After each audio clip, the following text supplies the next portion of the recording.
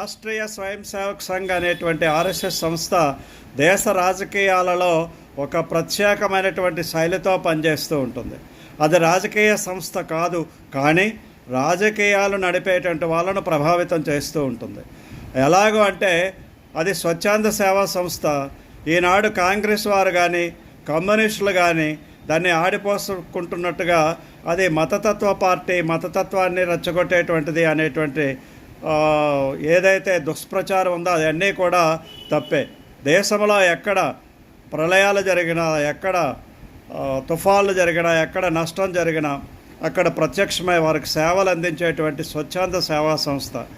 ఇంతవరకు స్వతంత్రం రాకముందు క్రిస్టియన్ సంస్థలు ఏ విధంగా అయితే మత ప్రాచుర్యం కోసం మిషనరీస్ పనిచేశాయో, ఇప్పుడు దేశ ప్రజల సౌభాగ్యం కోసం పనిచేసేటువంటి ఏకైక స్వచ్ఛంద సంస్థ రాష్ట్రీయ స్వయం సేవక్ సంఘ్.